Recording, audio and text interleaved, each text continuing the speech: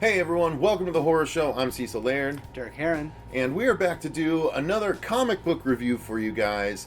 Now, this one, normally we try and keep it to horror books. However, this week it kind of leans more towards the action thriller because we're actually reviewing a book that we just did a trailer reaction for the upcoming series adaptation of this comic book series. It was only a 4-issue series, which is why I'm amazed that what we're getting is a full series of whatever. I don't know how many episodes it's supposed to be, but they're really kind of dragging it out. And what we're going to be talking about today, you guys, should make you very happy.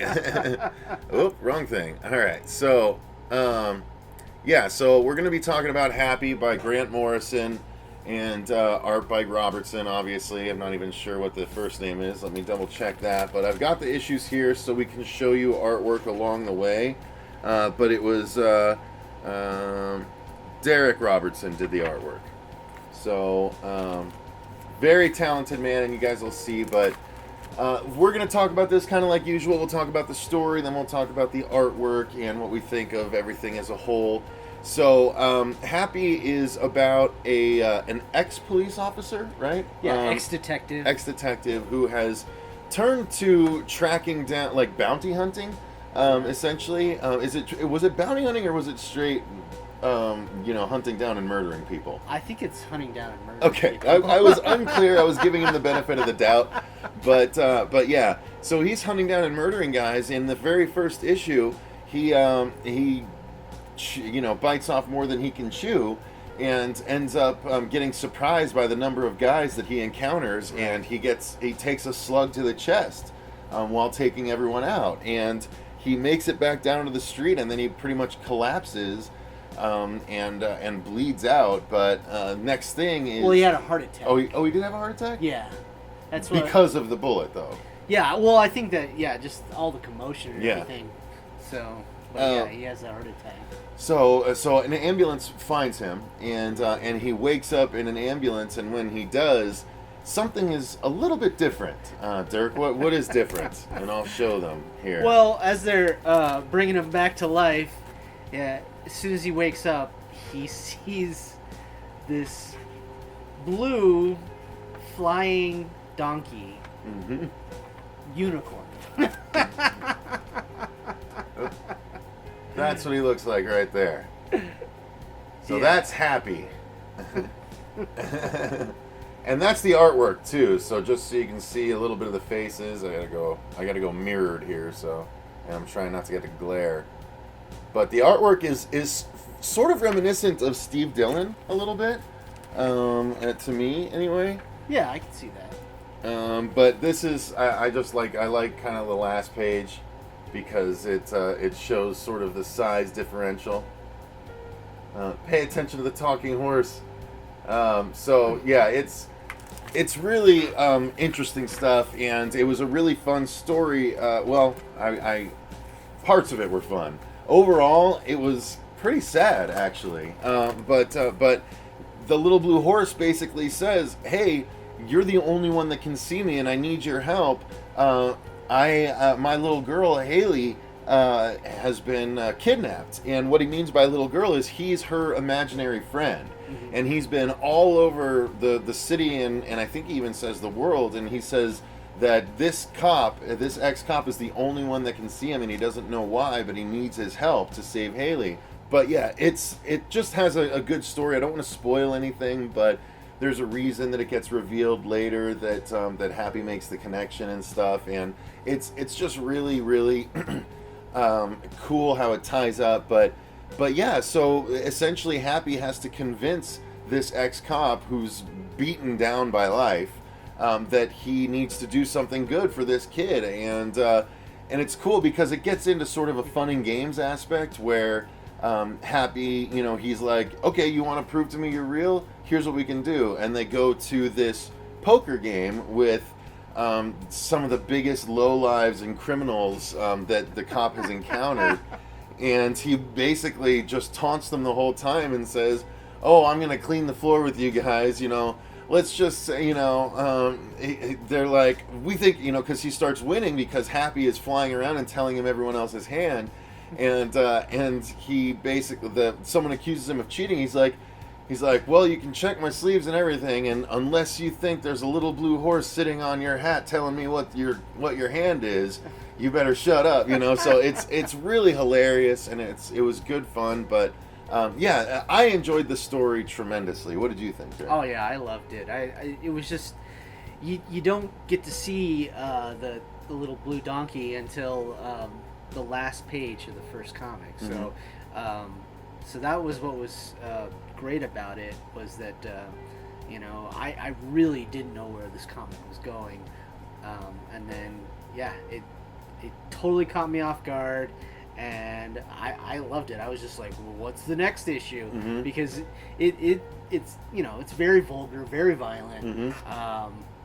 But I was like, what are they like? What's the point? Like, what are they getting towards? And then when you see that splash page at the end, like, you're just like, wow, this is great. And I love the villains in it too. Yeah. So yeah, and I actually need you to explain the ending to me when we're off camera, because the very last page, I was like, what does that mean? Like, I was confused, but anyway, yeah, I won't take everyone's time to do it right now, but yeah, it was just a really, I just enjoyed the arc overall. But let's talk about the artwork. As an artist yourself, what did you think of it? Yeah, I really enjoyed it. I think it's very detailed. Didn't he do the boys too, Derek Robertson? I believe he did. Yeah, I believe he did. I never read the check. boys. Oh, okay. But, I have all of the boys, actually, the whole series, so I'll double check. No, I really enjoyed the artwork.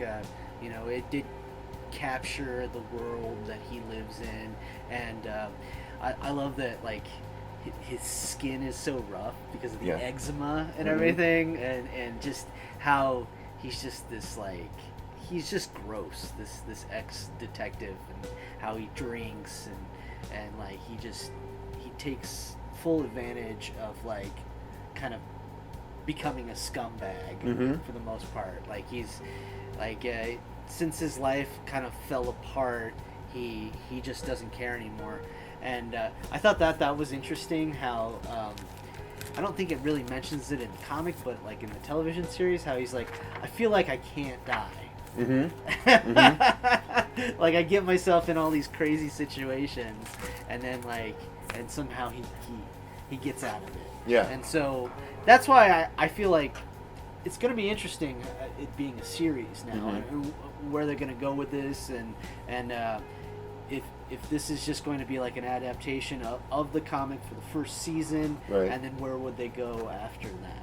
So. That would be interesting to find out, yeah. And it's cool because I mentioned that the girl had been kidnapped, and it gets pretty terrifying because she's kidnapped by a very homeless-looking Santa Claus, and it makes for some fun reading, some disturbing stuff. There's other disturbing characters like the Doctor, who's on the cover of number 3. He was really particularly fun to see do his thing in the comic. Really disturbing. And then, of course, issue 4 was the little girl. So yeah, and yeah, that it's all taking place around Christmas time. It's like Die Hard, kind of. It feels like Die Hard. Yeah, well, that's when I saw this comic, like, I instantly thought of, like, Hardigan from Sin City and Bruce Willis, and like.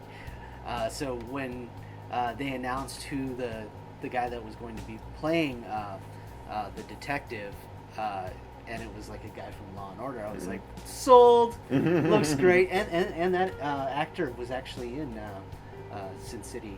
Oh, okay. The second one. That's right. So yeah, so it feels like, yeah, it has like kind of like that Sin City-esque feel to it. Did you get to fully answer the art question before I jumped in on something else? Yeah. Okay. I did. Okay, cool. Because I don't know. It seems like you and I have a bit of a conflict in what we particularly dig art-wise. Like, you're a big fan of another one we're going to be reviewing soon called Winnebago Graveyard. That I'm actually not a big fan of that art style at all.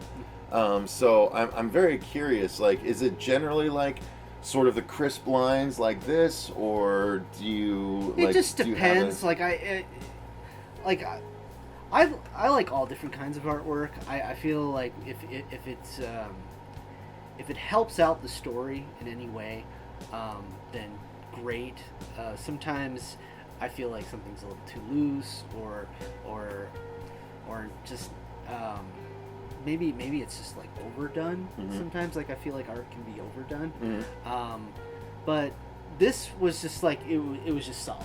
Like there wasn't. I didn't think it was like the best art style, because once again when you compare it to Steve Dillon, where a lot of the characters all look the same. Like it's almost like Steve Dillon draws one face and then just puts different hair on it. Puts different hair on, which not necessarily with this comic that Derek Robertson does this, but I think that he just shows a lot of detail, and I also liked how